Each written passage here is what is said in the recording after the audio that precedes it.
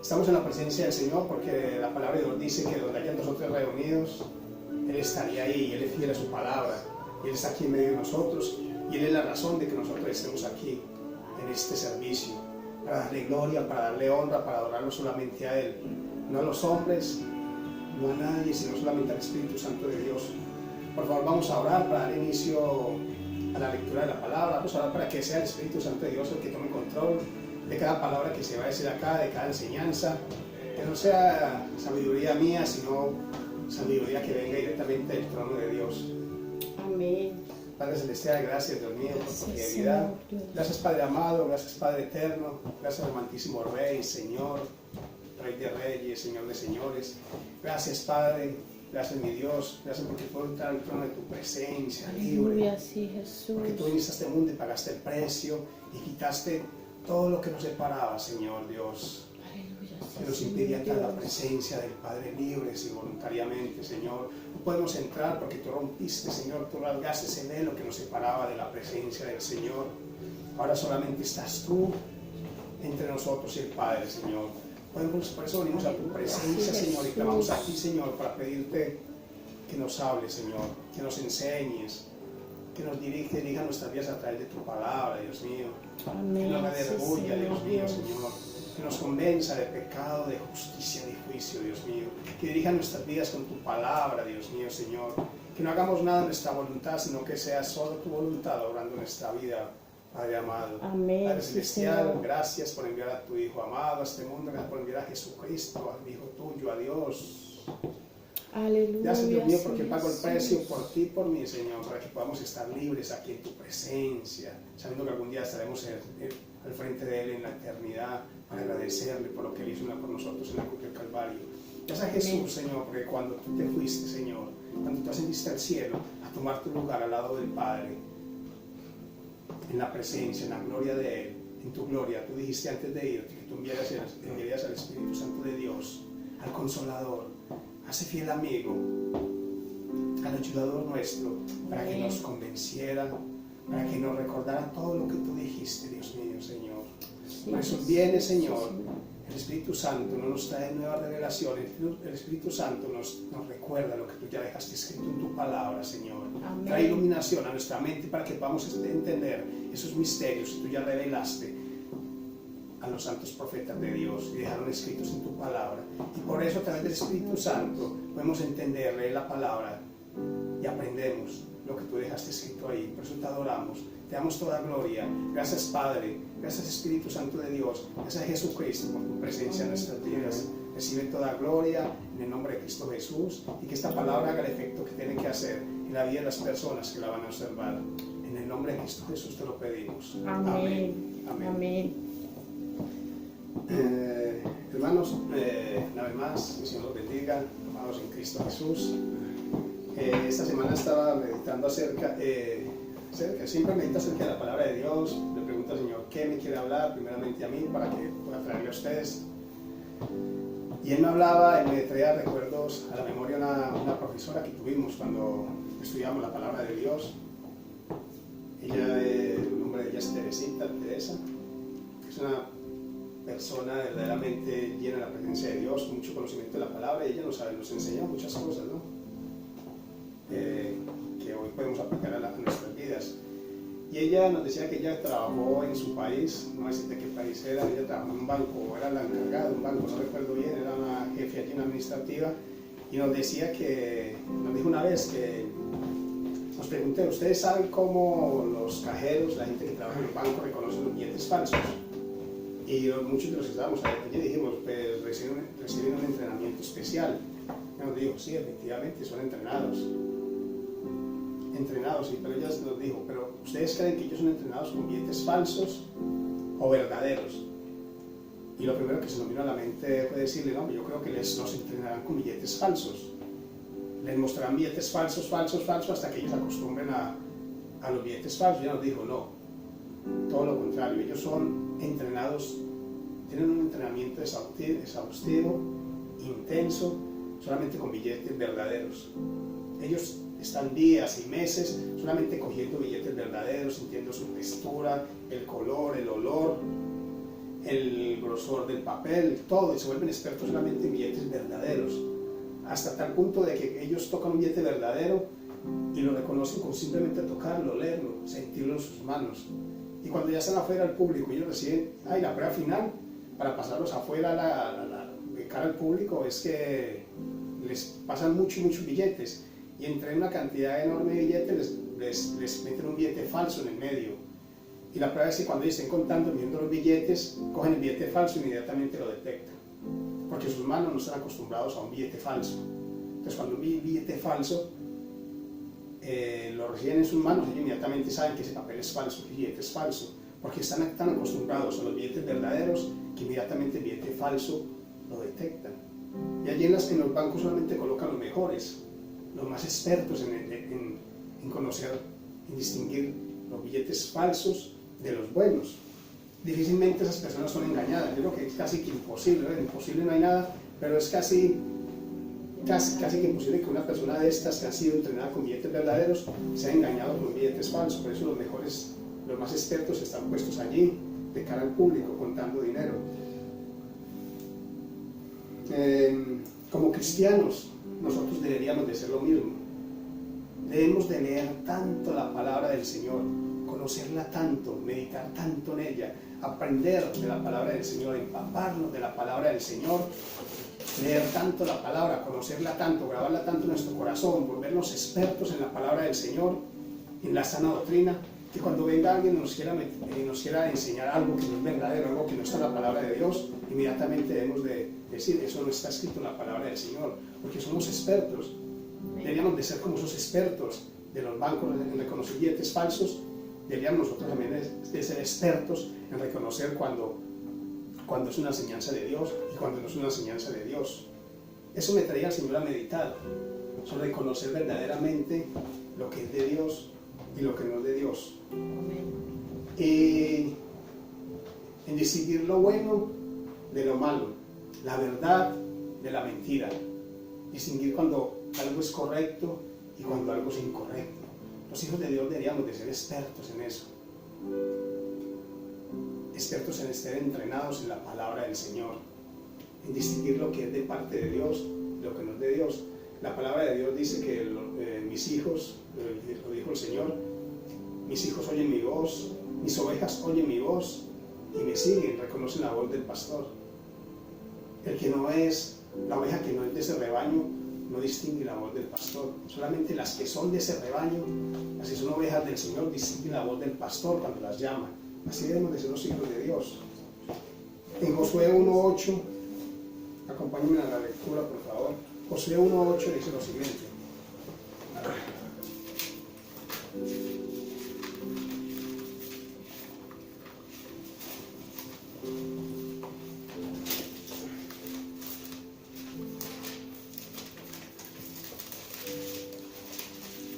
Josué 1:8 dice: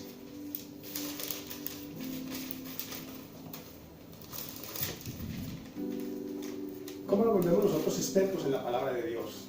Leyendo la palabra de Dios, meditando en la palabra de Dios, pidiendo al Espíritu Santo que nos dé iluminación acerca de la palabra del Señor, leyendo en ella, leyéndola a diario, viviendo la presencia del Señor.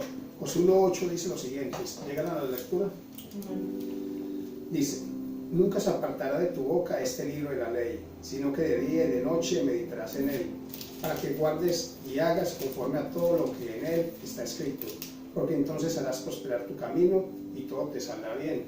La palabra es clara, nunca se apartará de nuestra boca este libro de la ley. Meditaremos en él día y noche y nunca se apartará de nuestro camino. Solo así llegaremos a ser expertos en la palabra de Dios. El Salmo 1:2-4 dice lo siguiente también: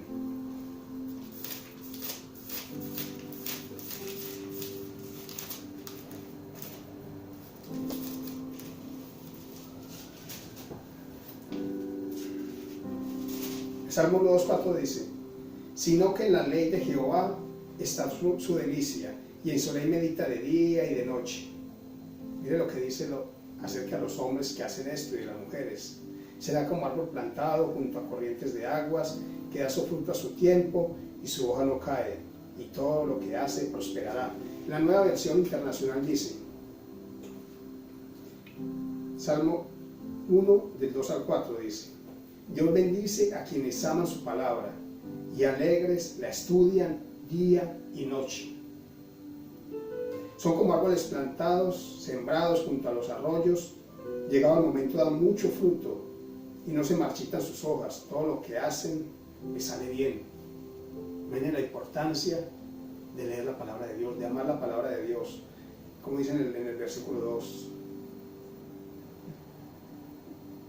Dios bendice a quienes aman su palabra y alegres la estudian día y noche. Miren la importancia de estudiar la palabra de Dios. No es solamente tener la Biblia, la palabra del Señor. Esta es la palabra del Señor, lo que Dios dejó escrito acá. Tenerla, llevarla con nosotros en el coche, tenerla en casa encima de la mesa de dormir, o muchos acostumbran a tener la palabra del Señor en la mesa del comedor, en la sala, que tienen hasta un altar ahí, pero nunca la abren. No solamente la tienen abierta en un versículo de la Biblia, pero nunca la estudian y meditan lo que la palabra de Dios dice ahí. Esto no es un objeto de adorno, un amuleto o algo que traiga suerte. La palabra de Dios el Señor la dejó ahí para que la estudiáramos, para que escudriñáramos en ella, para que nos volviéramos expertos, para que la grabemos de memoria si es posible, si tenemos esa oportunidad, tenemos buena memoria, para que meditemos en ella. ¿Qué dijo el Señor ahí? ¿Qué quiso decir? ¿Qué decían los profetas de Dios? ¿Qué dijeron los apóstoles del Señor? ¿Qué dijeron los santos profetas de Dios acerca de la venida de nuestro Señor Jesucristo? Acerca de quién hablaba, cuándo eran los tiempos en que Él debía de venir, en que Él debía aparecer al mundo. En los tiempos del Señor Jesucristo, el pueblo judío, el pueblo de Dios, eran expertos, conocían la palabra de Dios. La venida del Señor Jesucristo estaba profetizado miles de años atrás por los profetas de Dios del Antiguo Testamento. Pero cuando llegó el momento, ellos eran expertos en la palabra de Dios, pero no lo reconocieron. Muchos de ellos no aceptaron al Señor, no todos, pero muchos no lo aceptaron, no lo reconocieron. Luego el Señor escogió a 12 hombres, 12 apóstoles, entre muchos estaban ahí. El Señor escogió a 12 varones, 12 hombres para serlos sus apóstoles, los verdaderos apóstoles de Dios. Y los escogió y estuvo con ellos 3 años enseñándolos, viéndolo a Él, la palabra misma viva, hacer milagros, señales, prodigios, sanar toda enfermedad en medio del pueblo, gratis, solo por amor, por gracia. Les enseñó la doctrina, la sana doctrina, la doctrina del Padre, la doctrina que el Padre le dio a Jesús para que trayera al mundo. Y estos hombres se volvieron expertos en la palabra de Dios y escribieron el Nuevo Testamento. Y sobre esta base, sobre este principio, sobre esto que dejaron los profetas y los apóstoles del Nuevo Testamento, es sobre lo que nosotros tenemos que volver expertos, estudiar, meditar en ella, no buscar nuevas revelaciones, porque nuevas revelaciones no hay. Amén. Nuevas profecías no hay. La palabra está cerrada, el campo de las Escrituras está cerrada. En Apocalipsis dice que nadie puede quitar ni añadir una letra a la palabra de Dios. No busquemos nuevas revelaciones, no busquemos qué nos dice el Señor. El Señor lo que dijo ya lo tenía que decir, está escrito en su palabra. Digamos al Espíritu Santo iluminación, entendimiento para que entendamos lo que Él dejó escrito ahí. Volvamos expertos en la palabra del Señor. Amén. Amén. Amén. Difícilmente seríamos engañados por falsas doctrinas si fuéramos expertos, como estos hombres de los bancos. Cuando una persona es experta, lo ponen en sitios de autoridad. Para una persona ser juez de un gobierno, son personas que estudian, preparadas, son personas que verdaderamente tienen que aprender las leyes de un gobierno, de un país, de una nación. Yo creo que se vuelven expertos en todo. Se sabrán las leyes de memoria, para que cuando estén sentados en el banco, en la silla, y tengan que juzgar entre si un hombre es culpable o inocente, puedan obrar con justicia y con equidad. Eso es un juez, pero estos jueces se preparan, estudian, se capacitan, van a la universidad y escogen los mejores para ponerlos en puestos de excelencia como jueces. ¿No? Un tiempo cuando estudiamos la palabra del Señor, un tiempo en la nación de Israel que ellos no tenían rey, eran gobernados a través de los jueces, no tenían rey. El rey de ellos era nuestro Señor, era Dios, Dios era el rey de ellos. Y en el tiempo de los jueces vemos que el Señor levantaba hombres para ponerlos por jueces sobre Israel, porque tenían que juzgar sobre un pueblo grande y numeroso que el Señor había sacado de Egipto, y no podían vivir sin tener nadie que los dirigiera. Nosotros no podemos vivir nuestra vida como nosotros pensamos que debe de ser. Si llegamos a una nación tenemos que saber qué normas y qué leyes hay en esa nación para respetarlas, para acatarlas, porque quizás muchas cosas que en nuestros países nosotros veíamos como normales y que no eran un delito, tal vez cuando venimos a Inglaterra descubrimos que sí es delito y que no está bien. Cuando vivimos en España vemos que ciertas cosas que hacemos en Inglaterra, allí en España es un delito, es una infracción. Por ejemplo, aquí cuando conducimos el coche en Inglaterra lo conducimos por el lado derecho. Y cuando vamos a España conducimos por el lado izquierdo. Al contrario, cuando en Inglaterra se conduce por el lado izquierdo, en España por el lado derecho. Entonces, si nosotros cogemos nuestro coche aquí, nuestro carro, coche en España, y vamos, porque nosotros hemos hecho ese viaje desde Inglaterra a España en nuestro automóvil, inmediatamente cuando tocamos territorio francés, salimos de la UK, tenemos que cambiar nuestro chip y comenzar a conducir al lado opuesto, porque si seguimos conduciendo por el lado que veníamos en Inglaterra, vamos a cometer una infracción. O sea, tenemos que volvernos expertos también en conocer las leyes de un lugar para no cometer infracciones. Eso hace un juez. Eso hacía el Señor, levantaba hombres que conocían la palabra de Él, que meditaran en su palabra, para que pudieran juzgar sabia y honestamente y con equidad al pueblo de Dios. Hubo muchos jueces en la palabra en el pueblo de Israel. Moisés fue el primer juez del pueblo de Dios. Pero esta vez quiero hablar acerca de Samuel, profeta Samuel y juez, un hombre que vivió conforme a la palabra de Dios, temeroso de Dios. Entonces, ¿qué sucedía en el pueblo de Dios? Sucedía que cuando el Señor levantaba hombres como Samuel, hombres temerosos de Dios, llenos de la presencia de Dios, que vivían conforme a la palabra de Dios, que aplicaban la palabra de Dios, que enseñaban la palabra de Dios al pueblo, que le enseñaban al pueblo a obedecer las leyes que el Señor dejó establecidas aquí en la palabra de Dios y a ponerlas por obra. Eso traía como unas consecuencias al pueblo de Dios, traía algo al pueblo de Dios, a la nación de Israel. Y esas consecuencias que traían, ¿qué era? ¿Qué era lo que traía el pueblo de Dios? El someterse a la palabra de Dios, el obedecer la palabra de Dios, el oír la voz del juez, en acatar las leyes y las normas. Miren lo que traía la nación de Israel. Traía, primero que todo, la protección de Dios. La protección de Dios estaba con ellos en todo momento. El Señor los respaldaba. El Señor los cuidaba. El Señor era sus muros de protección alrededor de ellos. Prosperaban en todo. Cuando salían a la guerra, el Señor iba con ellos. El Señor iba en medio del campamento, en medio de los hombres de guerra, iba con ellos y les daba la victoria. Nadie les podía hacer frente cuando el pueblo de Dios, cuando la nación de Israel, vivía conforme a las leyes del Señor. Dios les da la victoria en todo. El Señor estaba con ellos y los respaldaba.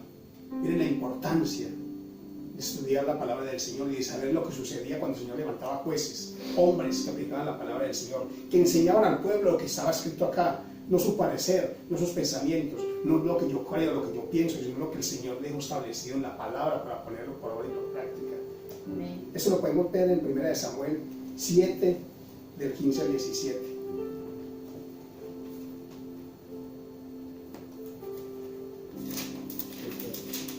Primera de Samuel 7, del 15 al 17.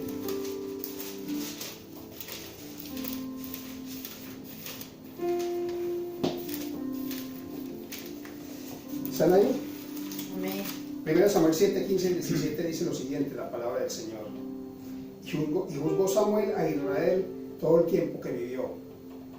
Y todos los años iba y daba vuelta a Betel, Gilgal y a Mizpa, y juzgaba a Israel en todos estos lugares. Después volvió a Ramá porque allí estaba su casa, y allí juzgaba a Israel y edificó allí un altar a Jehová.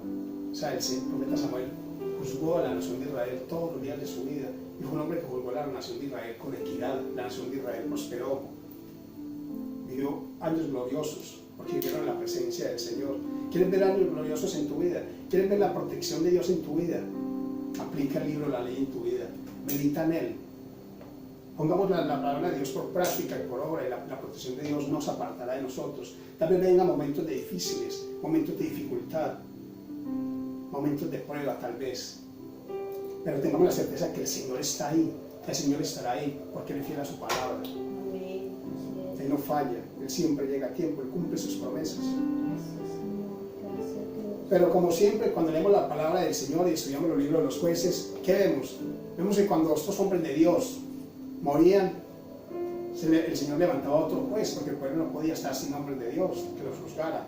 El Señor levantaba hombres que juzgaran el pueblo. ¿Y qué sucedía muchas veces? Estos hombres morían temerosos de Dios y se levantaban otros jueces que no vivían conforme a la palabra del Señor, que no ponían la palabra de Dios por obra, que no lo conocían, que querían vivir según sus propias leyes, que no ponían este libro en la ley por obra, sino que juzgaban sino según su propio parecer o como les convenía. Así es. Se apartaban de los caminos del Señor. El temor de Dios no estaba en ellos muchas veces. Y pensamos, pero ¿cómo puede ser eso? ¿Cómo el pueblo de Israel, la nación de Israel, se veía que cuando estaban viviendo conforme a la palabra del Señor, el Señor estaba con ellos, los protegía, les daba la victoria en todo, prosperaban? Veíamos que era una nación que iba y conquistaban otros pueblos, otros reinos, y esos reinos se volvían tributarios de ellos, esclavos, les pagaban tributos, los servían. Lo más lógico es que pensemos, claro, cuando ese juez muere, se levantará otro juez, el pueblo de Dios seguía en ese mismo camino. No, sucedía muchas veces lo contrario.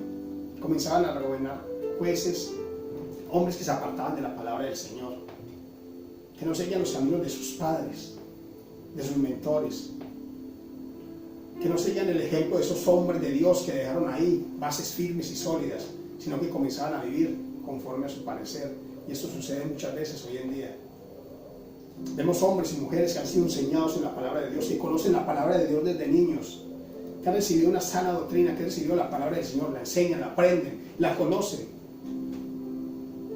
y dejan una comunidad establecida, unas enseñanzas, unas bases sólidas en su iglesia o en cualquier lugar, y luego llegan otros hombres o mujeres que han visto este ejemplo, pero no lo siguen, sino que desvían al pueblo un poco de otras cosas, traen otras enseñanzas, traen otras ideas, traen ideologías, filosofías que no son de la palabra del Señor. Eso sucedió y sucede hoy en día. ¿Y qué traía esto?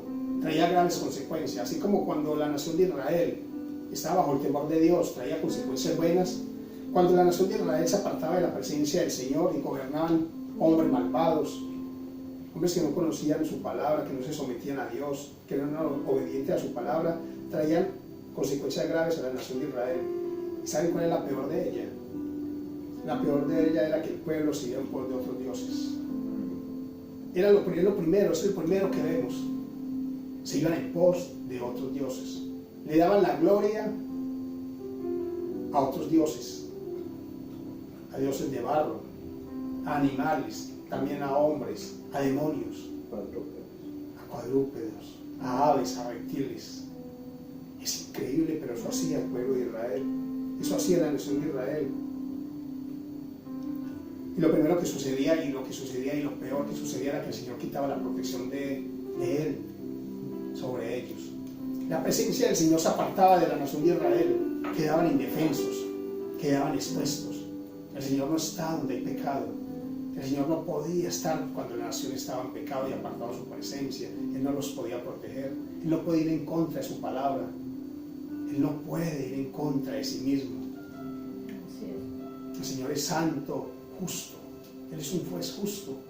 Si el pueblo de Dios no vivía conforme a la palabra de Él, su protección se apartaba de ellos, los dejaban, quedaban expuestos. Y otros pueblos venían y los atacaban, los esclavizaban y los hacían tributarios. Y comenzaba la nación de Israel a vivir tiempos y años de tristeza, de dolor, de esclavitud, de miseria.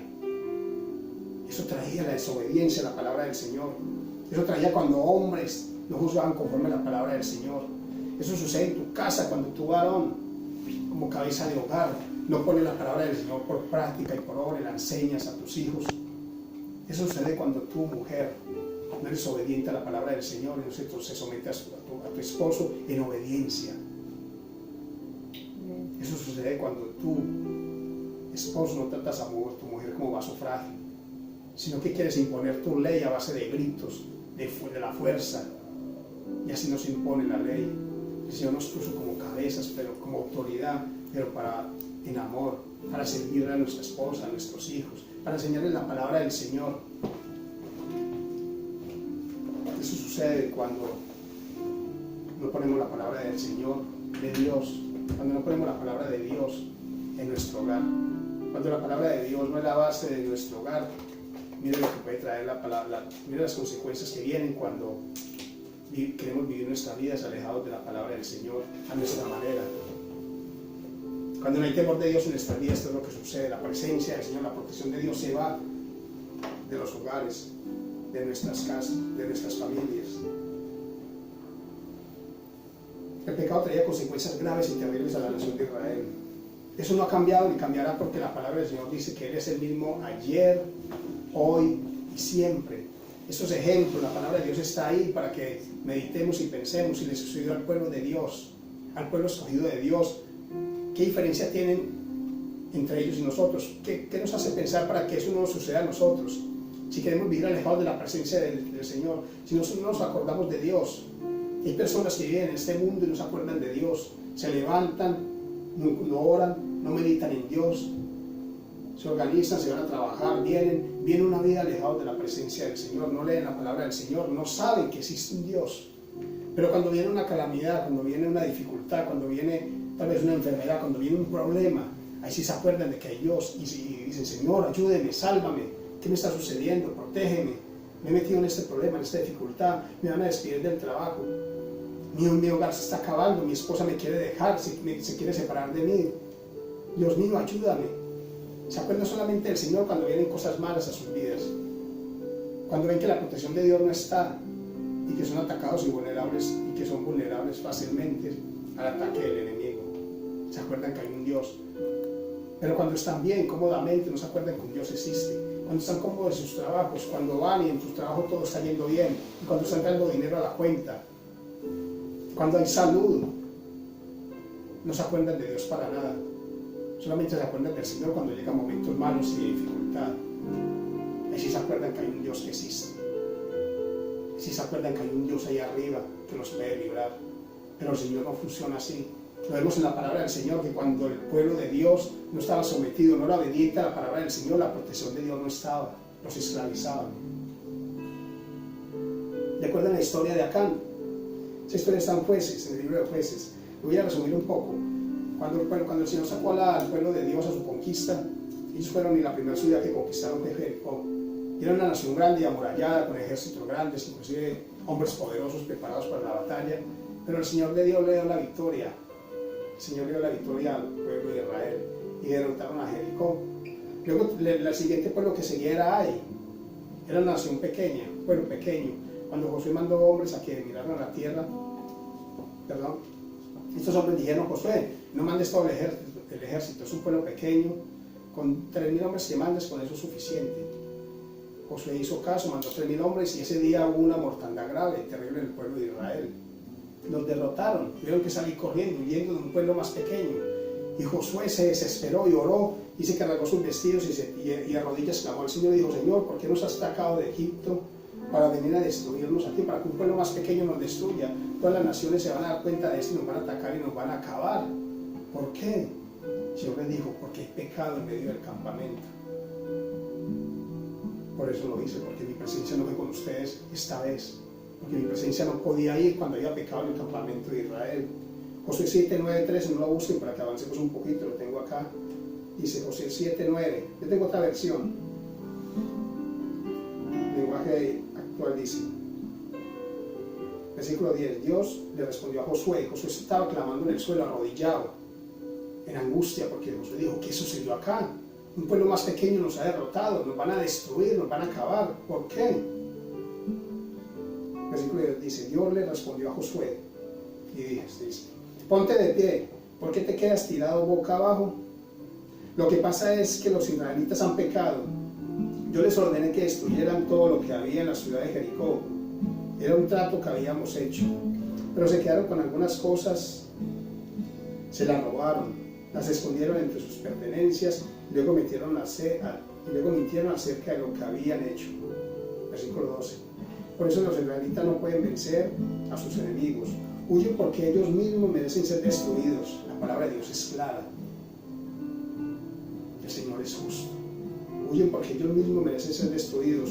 Yo no voy a ayudarlos mientras no destruyan las cosas que les prohibí tocar. Había pecado, la familia de Acán había tomado un manto y un lingote de oro, lo había escondido en su campamento. Y Josué dice que llamó a todas las familias y para resumir la historia llegaron a la familia de Acán. Y Acán reconoció el error, dijo que lo vio el manto babilónico, vio ese lingote de oro y lo codició y no vio nada malo en tomarlo y lo escondió. Pero había desobedecido a la palabra del Señor y estaba robando. ¿Sabe cuáles fueron las consecuencias de ese pecado? Dice que sacaron a la familia de Acán, a toda su familia fueron apedreados fuera del campamento. Y así se aplacó la ira del Señor. Y ya nuevamente el Señor les dio la victoria. Miren las consecuencias tan graves que tiene el pecado, el no obedecer a la palabra del Señor, el no vivir conforme a la palabra del Señor. Somos cristianos, debemos de leer la palabra, ser expertos en la palabra del Señor, meditar en ella.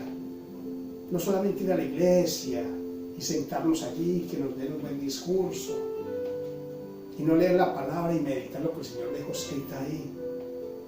La palabra del Señor dice: mi pueblo está pereciendo por falta de conocimiento. ¿El conocimiento de qué? La palabra del Señor. ¿Saben? Volviendo a la historia del profeta Samuel, el profeta Samuel reinó, vivió toda la vida y gobernó con justicia. Ya lo vimos, lean la vida de él. Primera Samuel, segunda Samuel. Samuel fue escogido desde su niñez. Su madre no podía tener hijos, rogó al Señor, clamó a Dios y el Señor le dio un hijo, a Samuel. Y ella lo consagró desde que él tenía 8 o 9 años. Él se crió en el templo, él fue separado para Dios. Él vivió su niñez, su juventud, toda su vida la vivió en el templo. Fue un hombre que vivió conforme a la palabra del Señor. Y luego gobernó el pueblo de la nación de Israel como juez. Lo más lógico es que nosotros pensemos, sus hijos harían lo mismo, porque vieron a su padre, un hombre de ejemplo, de testimonio, de bendición. Y miren lo que sucedió. Esto le sucedió a Samuel. Sus hijos apartaron de la palabra del Señor. Sus hijos no hicieron lo que Samuel hizo. A pesar de que sirvió toda su vida, de que les dio testimonio, les hablaría la palabra del Señor, los enseñó, los educó bajo el temor de Dios, sus hijos no hicieron lo que su padre hizo. Dice la historia que cuando Samuel fue viejo, puso a sus hijos como jueces. Y la palabra del Señor dice que de los hombres de Israel fueron a decirle a Samuel: Samuel, tú ya estás viejo y no estás gobernando sobre nosotros, y has puesto a tus hijos como jueces, pero tus hijos no están haciendo lo que tú hiciste. Están viviendo pecado, no están viviendo la palabra del Señor. Esto lo podemos mirar en 1 Samuel 8, del 1 al 4.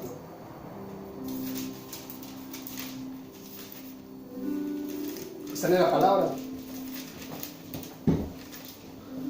1 Samuel 8, del 1 al 4 dice: aconteció que habiendo Samuel envejecido, puso a sus hijos por jueces sobre Israel.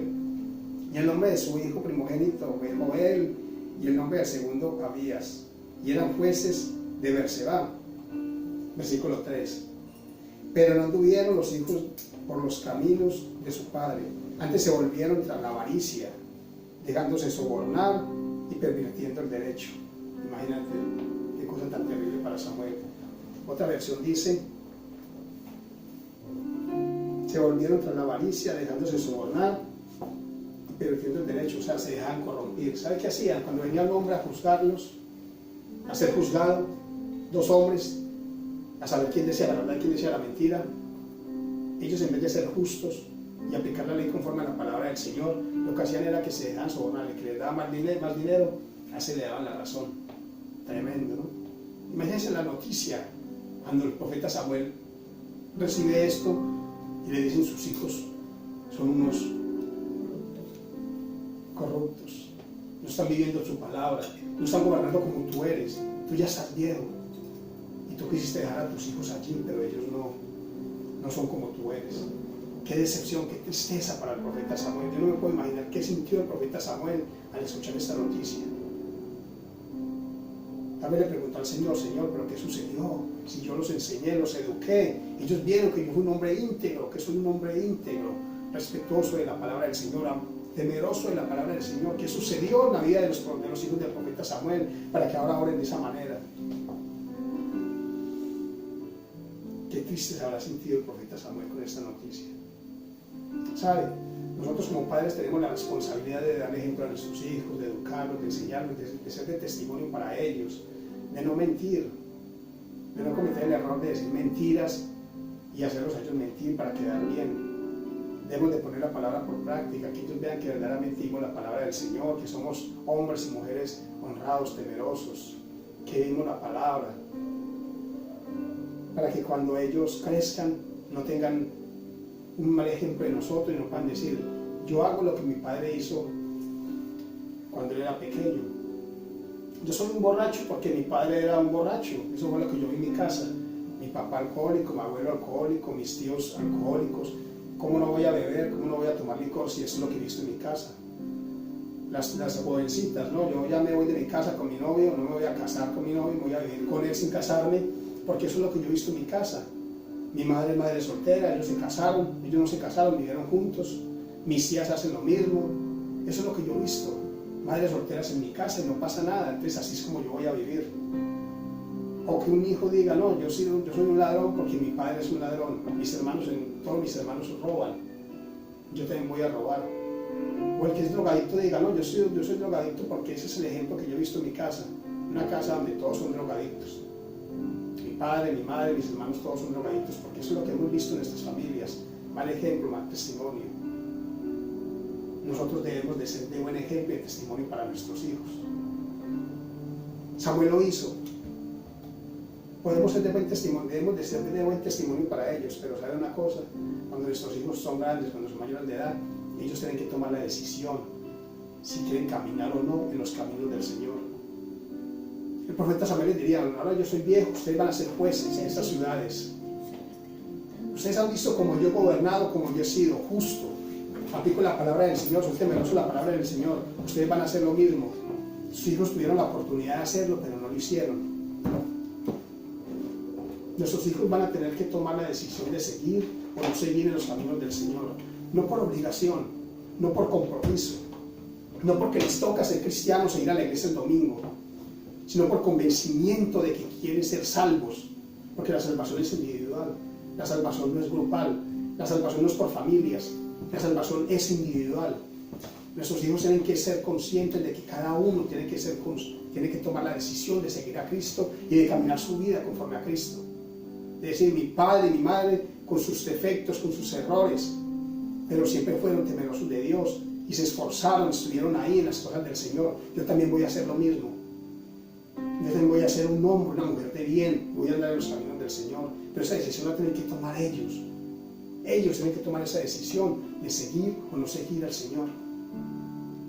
Proverbios 22:6 dice lo siguiente: instruye al niño en su camino, y cuando fuere viejo no se apartará de él. Es una palabra con promesa. Es una palabra con promesa. Es mejor educar a nuestros hijos bajo el temor de Dios, bajo la palabra de Dios, que educarlos en un hogar sin Dios, sin temor de Dios. Porque cuando ellos crezcan, estén grandes, tienen bases. Y la palabra del Señor dice que aunque fueren viejos, no se apartarán de él. Yo me pongo a pensar también cómo era mi vida sin Dios. Cómo era mi vida cuando no estaba bajo el temor de Dios, bajo la palabra de Dios. Cuando vivía mi vida alejada de Dios, bajo mis principios, bajo mis errores, bajo mi parecer, cuando yo mismo imponía mis leyes. Póngase a pensar cómo fue vuestra vida cuando no vivían la palabra del Señor, cuando no había temor de Dios en sus vidas.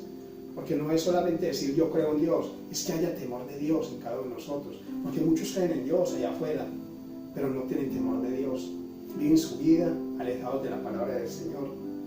Yo me puse a pensar cómo fue mi vida cuando yo no tenía temor de Dios en mi vida. Las cosas que hice, las decisiones que tomé, los errores que cometí, las malas decisiones que muchas veces tomé, los errores, las equivocaciones. Y después me pongo a pensar cómo es mi vida ahora bajo el temor de Dios, ahora que conozco al Señor.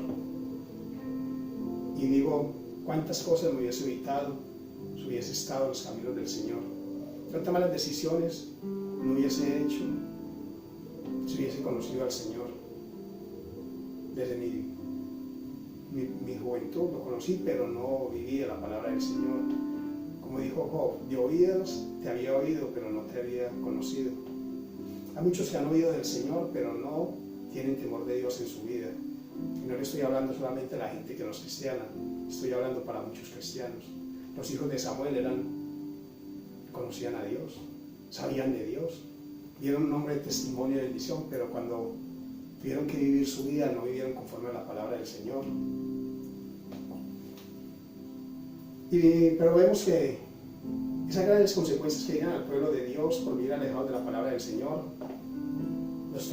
les traía opresión, les traía dificultad, les traía tristeza, eran oprimidos. Lo podemos ver en el libro de los jueces. ¿Y qué hacían ellos? Clamaban a Dios, pedían misericordia a Dios, le decían a Dios: Señor, ¿hasta cuándo vamos a ser tributarios de estas naciones? ¿Hasta cuándo nos van a oprimir? ¿Hasta cuándo tanta pobreza? ¿Hasta cuándo tanta enfermedad? ¿Hasta cuánto tanto dolor, Señor? Te has olvidado de nosotros, somos tu pueblo. Y clamaban a Dios, y el Señor los oía, porque el Señor es misericordioso. Es tardo para la ira, pero es grande en misericordia. La palabra del Señor dice en Jeremías 33:3.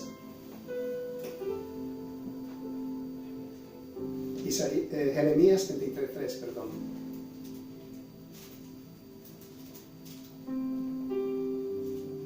Jeremías 33 dice: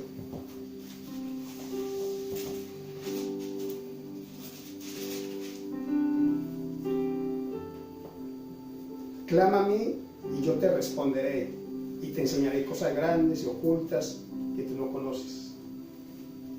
Clama a mí, dice el Señor, yo te responderé. El Señor nos oye cuando clamamos a Él, cuando pedimos con angustia, cuando vamos a su presencia a pedir el favor de Dios, la ayuda del Señor, su socorro. El Salmo 34:6 dice: este pobre clamó y lo oyó Jehová y lo libró de todas sus angustias. Cuando clamamos al Señor, Él nos oye y nos libra de las angustias. Pero cuando primero quitamos el pecado de nuestra vida, cuando nos apartamos de las cosas que nos separan de Dios, ahora sí podemos ir libres a la presencia del Señor y clamar a Él por ayuda, por socorro. ¿Qué significaba clamar? En los tiempos del Señor Jesucristo dice que cuando ellos estaban en grande aflicción, en grande prueba, iban a la presencia del Señor, clamaban, se quitaban sus ropas reales, su ropa elegante, y se ponían un saco. Se vestían de silicio, dice, y se echaban ceniza en su cuerpo y clamaban con angustia, lloraban ante la presencia del Señor, pedían perdón por separarse de la presencia del Señor. Eso es clamar. Yo consulté qué significa vestirse de silicio. Dice: el vestirse de silicio y ceniza indicaba un profundo arrepentimiento y una voluntad de cambio. No era solamente ir a clamar, sino que era un profundo arrepentimiento y una voluntad de cambio, de dejar las cosas malas, los que nos separan, el pecado, la idolatría, la fornicación, el adulterio, la borrachera, la mentira. Un profundo deseo de dejar todo eso, dice.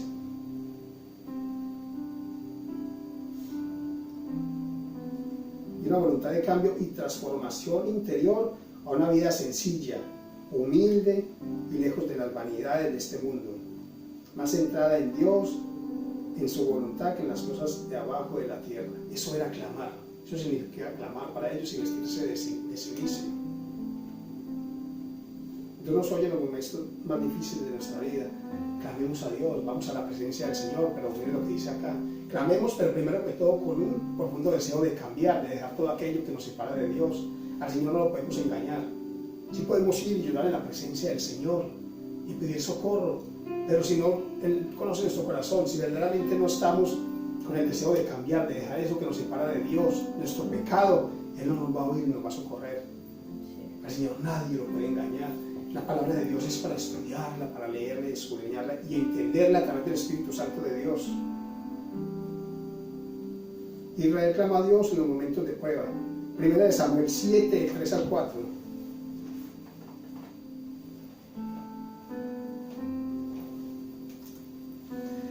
La palabra del Señor dice en 1 Samuel 7, del 3 al 4.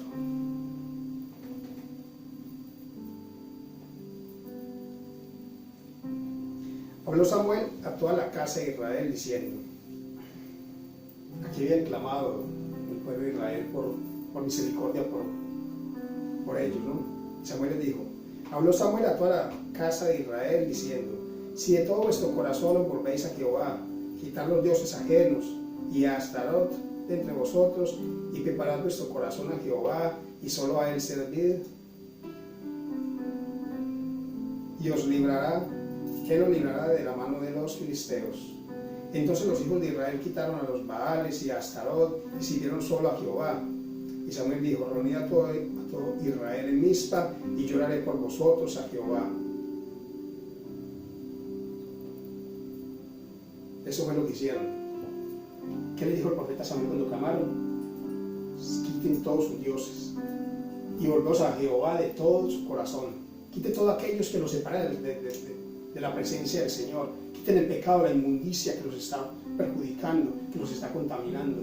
Quiten esos dioses ajenos y quiten a Astarot, que era un dios falso que ellos seguían y adoraban. El pueblo se había ido tras esos dioses, le había dado la espalda a Dios, al Señor, el que los había librado de tantas cosas malas y que les había dado la tierra prometida. Y se fueron tras dioses falsos, se volvieron idólatras. ¿Qué es la idolatría? Idolatría es todo aquello que le quita el primer lugar a Dios.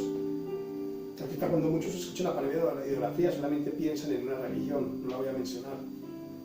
Dicen, no, los de tal religión son unos idólatras, porque adoran imágenes, porque adoran cuadros, estatuas, idólatras. Y los condenan y los condenamos. Y es verdad, son idólatras, porque no lo podemos negar. Están adorando imágenes, hechas de yeso, de piedra, de madera, que ni oyen, ni ven, ni hablan. Y en las procesiones los tienen que cargar, porque yo solo no podría salir a caminar. Son imágenes hechas por manos de hombres y muchas veces hombres pecadores. Y sobre ellas se arrodillan y sobre ellas tienen puesta su fe. Se van a condenar si no quitan esa idolatría del medio y no se vuelven al único Dios verdadero, que está en los cielos. Es idolatría, pero no solamente eso es idolatría. Idolatría es todo lo que le quita el primer lugar a Dios. ¿Qué le está quitando el primer lugar a Dios en tu vida? El trabajo es un ídolo para ti. Los amigos son un ídolo para ti. En vez de ir a leer la palabra del Señor, de ir al servicio, a escuchar la palabra del Señor, te vas con tus amigos de paseo, de fiesta, habiendo otros días para hacerlo. Tu esposa, tus hijos son ídolos para ti. La palabra del Señor dice que amarás al Señor tu Dios con todo tu corazón, toda tu alma y todas tus fuerzas. Primero a Él. Nuestra esposa y nuestros hijos son nuestro ministerio, somos importantes, pero primero Dios, primero las cosas del Señor. La palabra de Dios es clara. Primero Dios. El deporte es tu ídolo. Eso es a lo que dedicas el tiempo, tu esfuerzo, tu dedicación al deporte. Está bien cuidarse. Yo hago deporte, trato de hacer deporte. Con mi hijo voy al gimnasio y nos tratamos de cuidarnos. Pero no debe ser nuestro ídolo. Eso no debe quitarle el primer lugar a Dios. Y hay otro ídolo que hoy en día la gente adora bastante, y es el dinero. El dinero no es malo, es adorar el dinero, es el amor al dinero lo que es malo. Eso es lo que es malo, el amor al dinero. Muchos se han desviado por el amor a este Dios, al Dios Mamón, así se llama la palabra, el Dios Mamón, el Dios al dinero. Hay una historia en la Biblia de un profeta de Dios al que quisieron corromper con el dinero. ¿Recuerdan la historia? El profeta Balaam. Esta historia que había un profeta de Dios, porque era un profeta de Dios. Y los pueblos gentiles, los pueblos enemigos del Señor, le dijeron al profeta, te vamos a dar dinero si maldices a Israel, el pueblo de Dios, el pueblo judío. Y este hombre, siendo un profeta de Dios, se lo pensó. Debió haber dicho inmediatamente, no, es el pueblo de Dios, ¿cómo lo voy a maldecir? Nunca tal cosa haga yo, de ir a maldecir a un hijo de Dios, a mi pueblo, a mis hermanos. ¿Cómo voy yo a bendecir a mis hijos, a mis hermanos, en el que nos creemos en el mismo Dios? Maldecir, maldecir es hablar mal. No, se lo pensó, dice que en la noche fue y oró al Señor. El Señor le dijo, no lo hagas porque es mi pueblo y yo ya los bendije. No lo maldigas, no vaya con ellos. Pero él 3 veces preguntó al Señor si los maldecía. El Señor le dijo, no vaya con ellos. Y si vas con ellos, bendícelos. Dice la historia que sí, que fue. Y cuando él intentaba maldecirlos porque le pagaban, le ofrecían mucho dinero, él lo que hacía era que los bendecía, porque no podía maldecirlos. El Señor le ponía que los bendiciera. Y 3 veces los bendijo. Y no pudo maldecirlos, porque era el pueblo de Dios. Pero querían corromper un hombre de Dios, un profeta de Dios con el dinero. Esa historia está en Números 22:5-7. Yo la leo para que no la busquen, la leen en casa. Dice 22 de Números 5-7. Dice, en aquel tiempo Balaán, hijo de Beor, vivía con su familia en Petor, ciudad que estaba junto al río Éufrates. Balac envió a los jefes de su país con este mensaje para Balaam. Balac era un rey de los gentiles, de los paganos, de los enemigos de Dios. Un pueblo enorme que huyó de Egipto ha acampado frente a nuestro territorio y es demasiado poderoso para nosotros. ¿Podrías venir para echarles una maldición? Yo sé que cuando tú bendices a alguien le va bien y que cuando lo maldices le va mal en todo. Por favor, ven y maldice al pueblo de Israel. Tal vez yo pueda vencerlo y expulsarlo de ese territorio. Versículo 7 dice, los líderes de Moab y Madián le llevaron el mensaje a Balaam, también le llevaron dinero para que maldijera a los israelitas. Intentaron corromper el nombre de Dios con el dinero, y muchos han corrompido por el dinero. Vemos hombres y mujeres que dicen que son de Dios y que han conocido la palabra de Dios, han sido instruidos en la palabra del Señor, pero no están enseñando la palabra del Señor. Están en los púlpitos predicando por dinero, por amor al dinero. Este profeta no pudo, pero lo pensó, fue tentado a desviarse por amor al dinero. Gracias a Dios, el Señor tuvo misericordia de este hombre y no lo pudo hacer, y bendijo al pueblo de Israel. Pero hay muchos que están maldiciendo a sus hijos, hay muchos que se paran en los púlpitos y maldicen a sus propios hijos, a sus hermanos. Los maldicen, hablan mal y les desean mal. Maldicen a sus propios discípulos, porque ya tal vez no están de acuerdo con ellos, porque tal vez han dicho una enseñanza con la que ellos no están de acuerdo y les dicen, mira, yo creo que eso no está bien, yo creo que lo que tú has dicho no está en la palabra del Señor. ¿Qué sucede? Explícame. Cuando ellos ven que tú no estás de acuerdo con lo que no están enseñando, muchas veces se paran y te maldicen, hablan mal de ti, te desean mal. Eso es maldecir, desearte el mal. Lo hacen. El Señor no permitió que el profeta de Dios maldiciera a Israel, al contrario, lo bendijo. Lamentablemente luego Israel, el pueblo judío, fue y pecó contra Dios. Se metieron con las mujeres madianitas porque dice la historia que eran mujeres muy hermosas y cometieron pecados sexuales y pecaron, y el Señor mató a miles de ellos por el pecado de la sexualidad, del adulterio, de la fornicación. El hombre muchas veces falla en esto y el enemigo lo sabe. Es un pecado fuerte, es un espíritu fuerte que ataca a los hombres de Dios, el pecado de la sexualidad, y trae graves consecuencias en un hombre, en una familia. ¿Cuántos hogares han destruido porque un hombre por 10 o media hora de placer se van con otras mujeres y luego llegan a su casa y destruyen una relación de años, destruyen a sus hijos? Por un rato de pasión, por una hora, destruyen años y años de felicidad de un hogar, destruyen a sus hijos por cometer pecados sexuales, por vivir en adulterio, en la fornicación. Esto hizo el pueblo de Dios, y la palabra de Dios dice que miles de ellos fueron destruidos. Inclusive las cabezas de los príncipes de la familia de Israel, el Señor los destruyó, y solo así se aplacó la ira del Señor, porque el Señor es un juez justo. No creas que viviendo de cualquier manera el Señor te va a bendecir. No creas que si tú estás en adulterio el Señor te va a bendecir. No te va a bendecir. No lo creas. No creas que si tú estás en pecado el Señor te va a bendecir. No es así la palabra de Dios. O al menos el Señor que nosotros predicamos no es ese. Él no te va a bendecir, no nos va a bendecir si el pecado de Dios, si el pecado está en medio de nosotros, en medio de nuestro campamento, en medio de nuestra familia. No es así. Dios es un Dios celoso. Si tú adoras a otros dioses, el Señor no te va a bendecir. El Señor aborrece la idolatría. El Señor aborrece la idolatría. Éxodo 26 dice, Éxodo 20, del 1 al 6 dice,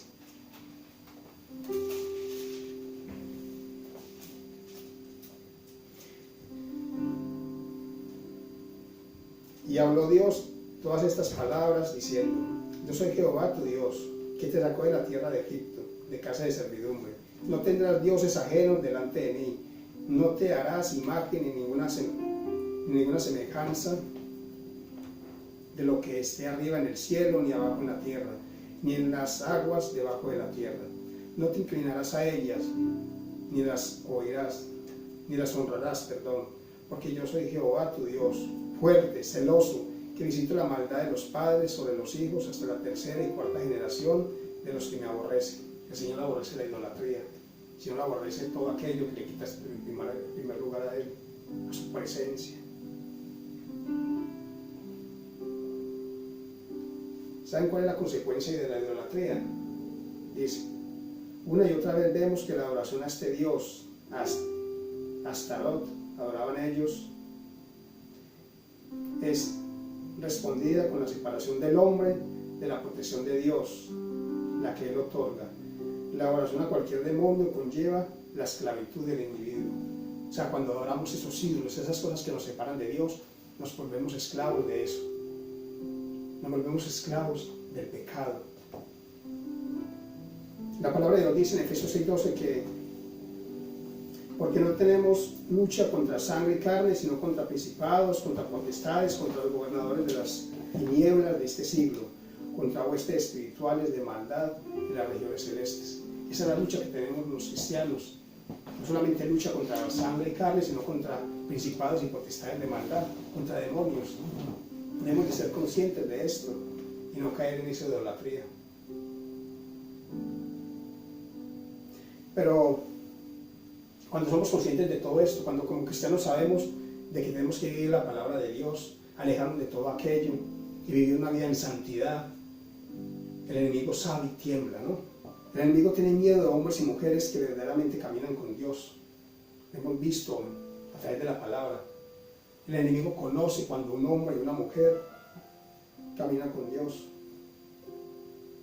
Cuando verdaderamente vivimos la palabra, el enemigo tiene miedo.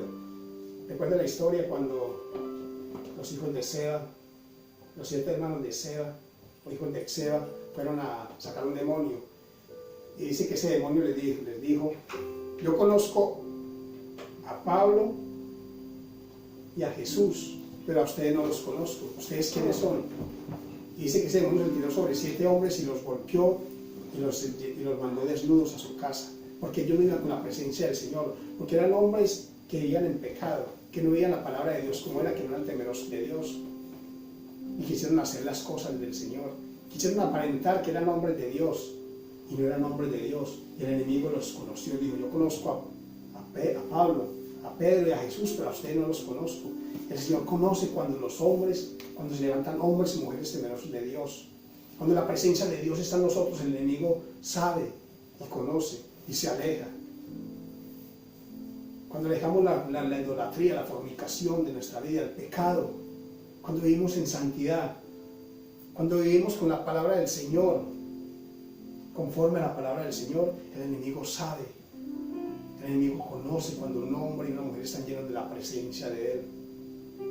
Cuando vivimos una vida de testimonio y de bendición, el enemigo lo sabe, la gente lo sabe, la gente se va a arrimar a ti, te va a decir: veo algo diferente, hablas diferente, no hablas como los del mundo, piensas diferente. ¿Qué es? ¿Qué ha sucedido contigo? Lo único que podemos decir es: Jesucristo está en mi vida, el Espíritu Santo de Dios me guía en mis decisiones.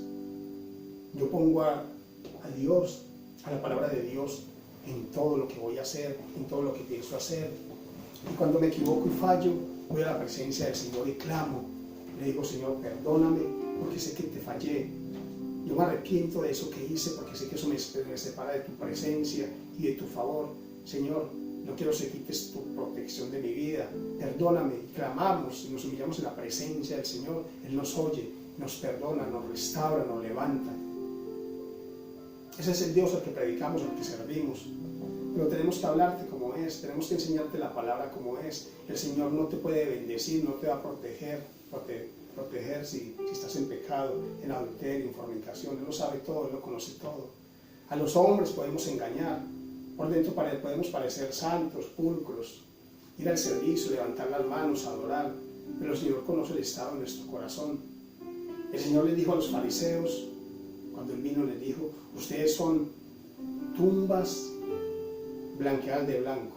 Por fuera parecen santos, pulcros, se ponía la palabra del Señor en sus brazos, en su frente, en su cabeza, oraban en las sinagogas en las primeras filas, en las calles oraban a alta voz para que los oyeran, cuando iban a dar ofrendas, hacían tocar campanas para que el pueblo los viera que ofrendaban y diezmaban, eran muy religiosos, pero el Señor les dijo, pero son tumbas blanqueadas de blanco y por dentro tienen huesos de muertos. ¿Saben? El Señor les decía la verdad. No les decían, ustedes enseñan la palabra, predican la palabra, pero no viven la palabra.